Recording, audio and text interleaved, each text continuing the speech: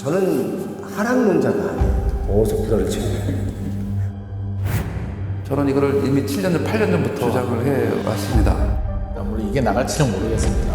제가 감히 반박을 하자면 헬로홈즈 스튜디오에 오신 구독자 여러분 반갑습니다. 저는 호스트 강신우 PD입니다. 누군가는 앞으로의 집값이 계속 떨어질 일만 남았다고 말합니다. 또 누군가는 이른바 슈퍼사이클, 앞으로 오를 일만 남았다고 경고하죠. 오늘날 아파트 시장만큼이나 양극단으로 갈라진 집값 전망, 대체 왜 이렇게까지 분석이 엇갈리는 걸까요? 여기 상가를 좀 가보면 좋겠는데 아유 죄송합니다. 궁금한 건 직접 파헤쳐야 직성이 풀리는 헬로홈즈 팀. 오늘은 부동산 상승론자 또는 하락론자로 알려져 계신 전문가 세 분을 붙잡아 왔습니다. 아파트를 하나 샀는데 얘가 아파트가 임신해서 돌아왔다는 거야. 근데 소득은 얘는 왜 피임을 했냐 이거야. 소득은 그대로 있다는 거야. 인구가 줄어드는 문제는 서울의 치명적일 거예요. 낡은 주택에 사는 것을 싫어하는 거죠. 새 아파트가 나타나면 너도 나도 집중을 하는. 그래서 지금 전 세계적으로 이 로제 아파트가 엄청난 인기를 얻고 있지 않습니까? 제가 2008년부터 주장한 게 있어요. 인구 절벽은 없다. 여보 난리가 났어 우리 동네. 우리 집값이 15억이 됐대. 어제까지 10억이었는데 그 얘기를 듣는 순간 집값은 15억이 됩니다. 비논리적인 시장을 납득이 안 되니까 문제가 있어. 조정이 될 거야 라고 생각하는데 홈즈의 초대에 응한 부동산 3프로의 집값 전망 대토론, 지금 바로 시작합니다. 채널 고정. 세 분 전문가를 한자리에 모시고 싶었으나 촬영 여건상 각각 따로 인터뷰를 진행했습니다. 세 분께 동일한 질문을 드렸고 그에 따른 답변을 토론 형태로 재구성했음을 미리 알려드립니다. 헬로홈즈에 출연해주신 부동산 3프로 여러분 반갑습니다. 먼저 시청자분들께 현재 부동산 시장 상황에 대한 진단을 한 말씀씩 부탁드리겠습니다. 결국에는 다시 원점으로 돌아왔다. 열심히 달렸다가 이제 다시 원점으로 돌아온 상황이고, 자동차 속도로 따지면 거의 한 140km 정도로 달립니다. 지금 한 30km? 40km까지 내려왔는데 지방은 지금 후진 기어 넣고 지금 후진하고 있는 상황이고, 서울은 열심히 달리다가 속도가 굉장히 둔화돼서 아마 거의 엑셀레이터에서 발을 떼는 수준. 발을 떼도 이제 가속력이 있으니까 차는 서서히 달리긴 합니다만 속도가 서서히 줄어들고 있는 상황이 현재 2024년 상황입니다. 작년도 그랬거든요. 설 지나고 서서히 거래량 늘어나고 올라갔다가 추석 지나고 꺾여서 다시 내려왔거든요. 그럼 내년에도 이렇게 다시 또 올라갔다 내려가는 건가? 아닌가? 계속 올라가나? 아니면 떨어지나? 지금 뭐가 문제인지 잘 모르겠잖아요. 나무만 보지 말고 저는 숲을 좀 보러 가는 게, 우리가 2023년 시장, 2024년 시장 1년 단위로만 보니까 우리 코끼리 다리 만져보면 이게 코끼리가 어떻게 생긴지 모르잖아요. 도대체 이건 뭐지? 이게 나무인가? 2015년에서 2021년까지 사실상 상승장이 마무리가 됐고요. 완전 길게 보면은 우상향하는 거고요. 좀 쉬어야죠. 열심히 달렸는데 급등에 대한 피로감, 버블이 생기게 되죠. 버블을 제거하는 과정을 자연스럽게 지나가게 되는데 지금이 이제 그런 과정입니다. 그래서 이걸 굉장히 이상한 현상으로 볼 게 아니라 지극히 시장의 정상적인 기능이 작동되고 있다. 네, 알겠습니다. 박합수 교수님. 전반적으로 24년도 시장은 전략 후강이라는 전망을 했습니다. 하반기부터는 소폭 상승할 거다. 정책적인 측면에서 보게 되면 종합부동산세를 대폭 완화했다는 거예요. 보유세 부분을 완화하면서 보유의 부담이 사라졌어요. 대략 강남에 집 두 채 거의 뭐 공시가격 50억 가까이를 가지고 있었다고 치면 1억 3천만 원 정도가 보유세가 나왔어요. 이게 8천만 원대로 줄었고요. 작년이죠? 이때는 3천만 원대로 줄었어요. 더 이상의 하락을 하지 않는 보유의 부담이 사라졌기 때문에 주택 가격의 지지 기반이 됐다는 거가 가장 큰 측면이에요. 특히 이제 급매물이 사라진 거죠. 다주택자 양도세 중과도 25년 5월 9일까지 유예된 상태이기 때문에 보유의 부담이 없고 서둘러 팔아야 될 이유가 사라진 시장. 이거 상태에서 수급 불균형이 오고 그에 따른 금리 인하 기대감까지 오면서 시장은 완만하게 바닥을 다지면서 보합으로 가고 소폭 상승하는 형태로 나타날 거다라는 게 제 전망이었고, 그게 거의 뭐 유사하게 맞아 들어갔다 이렇게 좀 평가를 할 수 있습니다. 네, 감사합니다. 표영호 대표님. 제가 23년도에 그런 말을 했어요. 24년도 위험하다. 23년 말부터 24년 초까지 가격 하락이 이렇게 시작되는데 특례론이 나오면서 다시 이 아파트 값이 꿈틀대고 반등했어요. 식어갈 수 있었던 부동산 시장을 다시 끌어올렸다가 전 세계에서도 이 대한민국 가계부채에 대한 얘기를 많이 하거든요. 야, 이거 좀 위험하다. 총량 규제를 하니까 그때부터 완전히 지금 얼어붙어서 상고, 하저. 이 하저가 내년도까지 이어질 수 있는 분위기로 좀 가고 있다. 왜 연끌했나라고 물어보면 아주 기본적인 대답이 불안해서예요. 불안하지 않으면 그렇게 큰 대출을 받아서 집을 살 리가 없거든요. 지금 경기가 안 좋아요. 일찍 문 닫는 식당들도 많고 호프집에 사람이 없어요. 그래서 호프집이 요즘 뭘 하냐면 낮에는 밥 팔고 저녁에는 호프 팔고 좀 아침 일찍은 또 커피 파는 집도 있고 그래요. 대한민국 집값은 제가 볼 때 너무 과도한 위치에 있다. 지금 집값의 적어도 한 30% 정도는 내려가 있어야 그게 안정이다. 그리고 정책 자체도 올라가는 쪽으로만 자꾸 뭔가 정책을 만들면 안 된다라는 생각을 제가 갖고 있습니다. 네, 부동산 정책, 특히 가계부채에 대해서는 저희 서울경제를 포함한 여러 경제지에서도 비판을 많이 하고 있었는데요. 올해 부동산 정책에 대해서는 어떻게 평가하고 계신지 의견을 여쭤보겠습니다.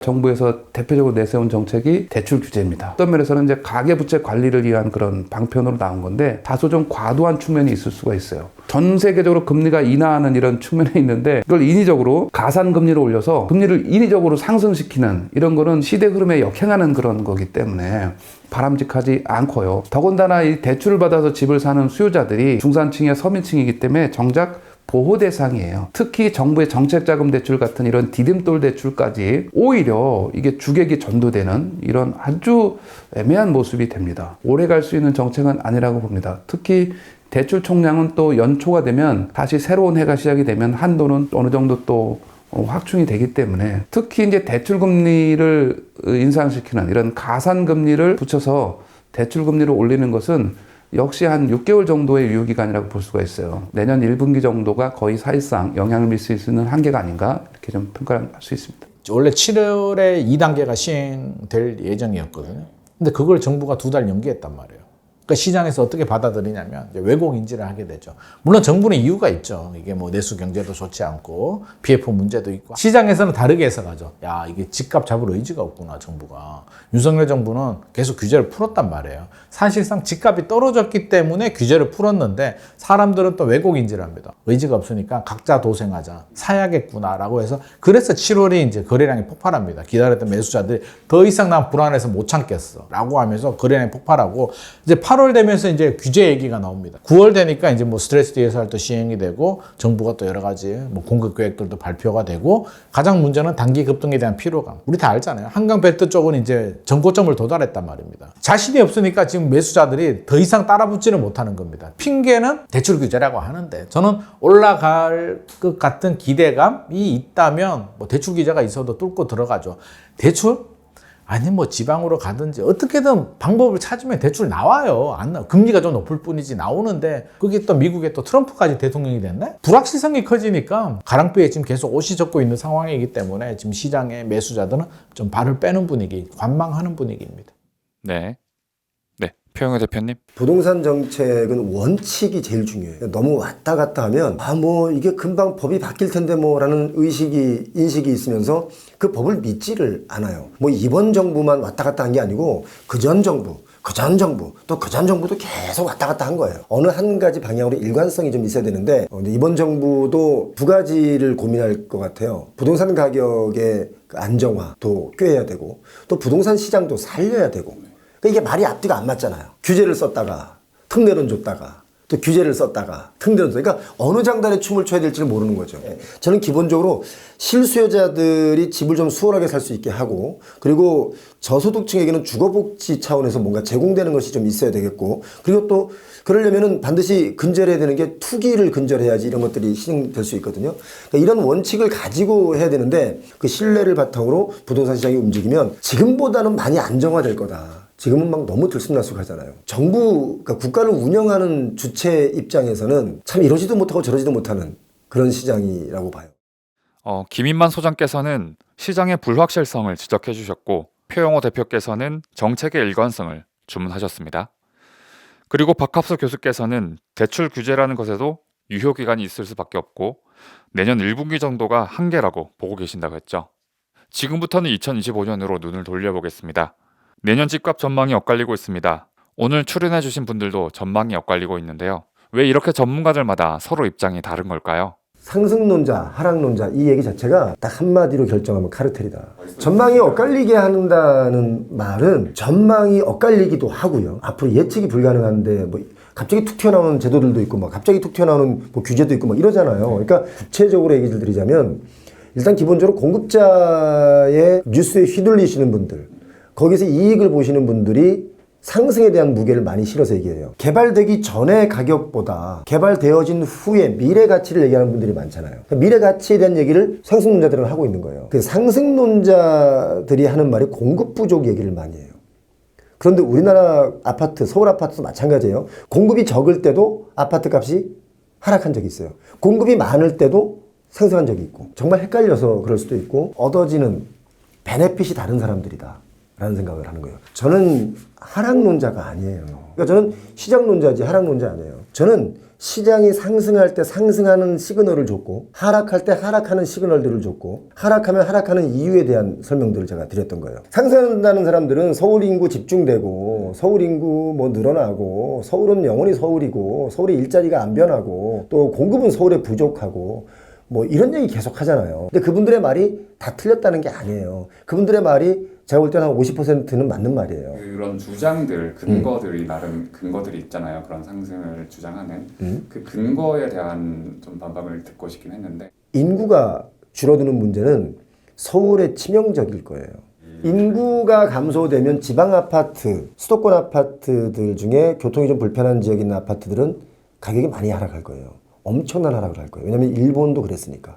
일본은 지금 그런 집들을 그냥 거저줘도 안 들어가요. 서울 아파트를 가격을 견인하는 게 뭐냐면 누군가가 내가 살던 집을 팔고 돈을 좀 대출을 받아서 서울 아파트를 사는 경우잖아요. 근데 이게 안 팔리는데 어떻게 이걸 사냐? 이게 왜 안 팔리냐? 인구가 없잖아요. 줄어들잖아요. 지금 당장은 이 문제가 가시화되지 않지만 앞으로 한 15년 뒤면 엄청나게 피부로 느낄 겁니다. 그러면 지금 지어진 아파트 15년 뒤면 준세 아파트죠. 15년밖에 안 됐으니까. 그런 아파트들도 안 팔린다는 거예요. 그러면 서울의 아파트에도 영향을 준다. 또 상승론자들은 또 이렇게 반박하죠. 그럼 강남 쪽의 아파트까지 떨어진다는 얘기냐? 떨어지죠. 떨어집니다. 그분들은 돈 잘 벌죠.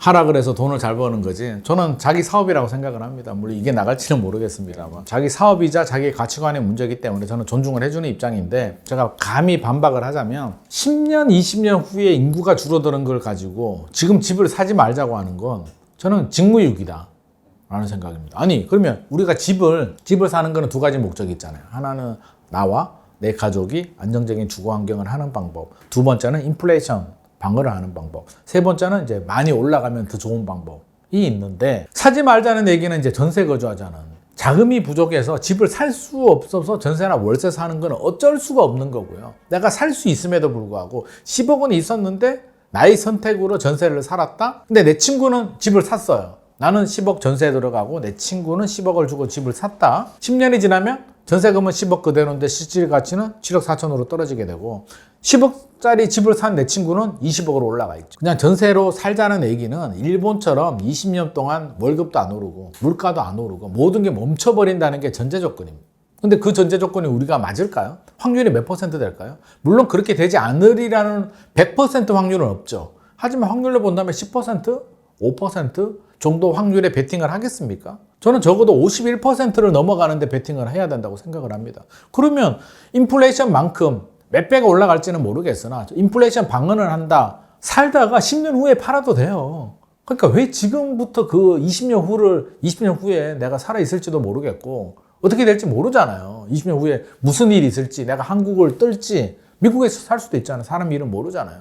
실수요자들, 무주택자들은 일단 내 집 마련은 저는 첫 번째 목표다.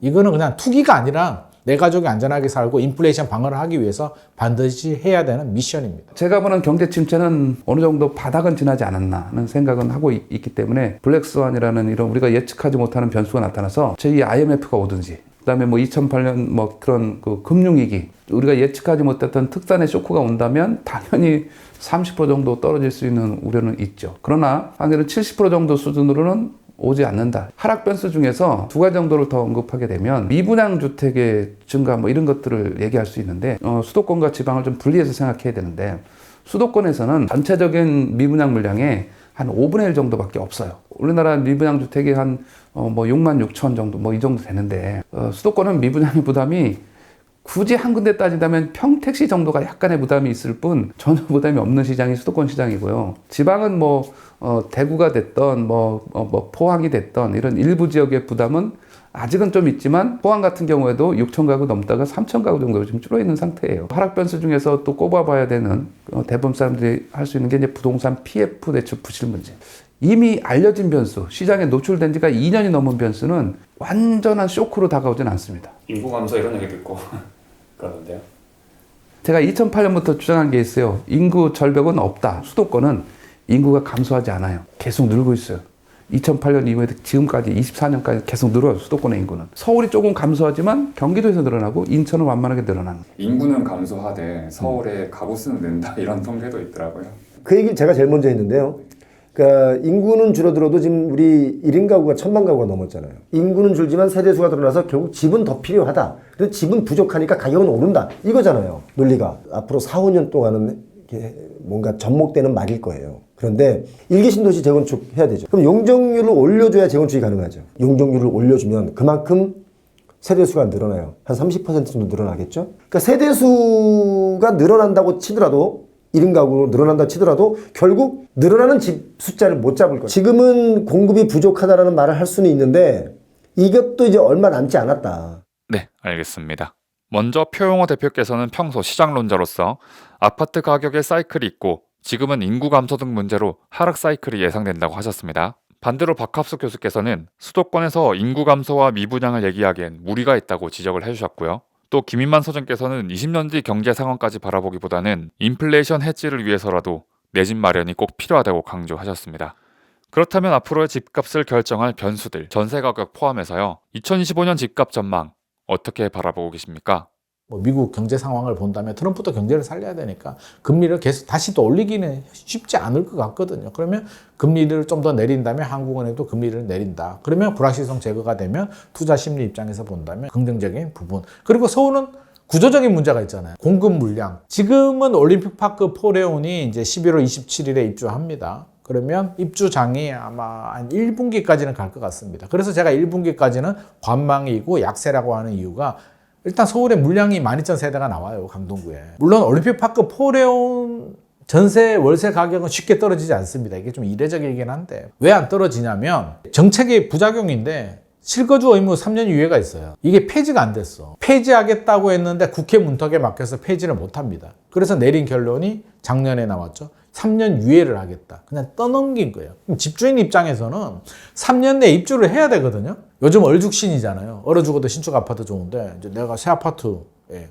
어차피 입주해야 된다면 2년, 3년 후에 입주할까요? 지금 입주할까요? 뭐 2+2 계약갱신 청구돼 있는데 복잡하게 하느니 새 집인데 그냥 내가 들어가자라는 생각이 들지 않을까요? 실제로 매물을 내놓았던 집주인들이 다 매물을 회수합니다.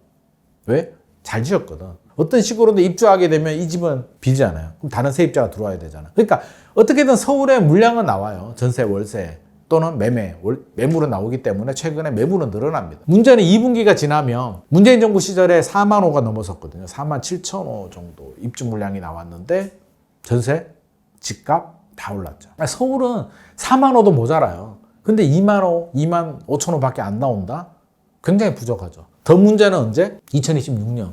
2026년은 만 호가 나오지 않습니다. 지금 뭐 7천 호 이야기 나오는데 그러면 매매도 문제지만 전세 가격은 결정타를 받습니다. 매매는 뭐 금리에도 영향을 받고요. 부동산 정책에도 영향을 받고요. 뭐 경제 상황에도 영향을 받고요. 고평가, 뭐 저평가 부분에 대해서도 영향을 받고 여러 가지가 있는데 전세 가격은 오로지 입주 물량과 필요한 사람들의 실수요자 시장입니다. 그러면 내년 2분기 또는 길게는 내년 하반기부터는 본격적으로 전세 가격이 상승할 가능성이 높습니다. 전세 가격 상승하면 매매 가격 밀어 올리고 떨어지는 매매 가격도 버티는 하방 경직성이 있기 때문에 서울이나 서울 가까운 수도권 인근 지역들은 짧으면 2분기, 길면 하반기부터는 다시 저는 강세 전환될 가능성이 충분히 있을 것 같습니다. 기본적으로 불확실성이 제거가 된다면 내년 아파트 가격은 특히 서울 주요 입지는 보합, 나머지 지역은 하락할 것이다. 뭔가 돈을 많이 버는 곳이 있어야 그 돈 가지고 집도 사고 뭐 부동산 뭐도 사고 할 거 아닙니까? 근데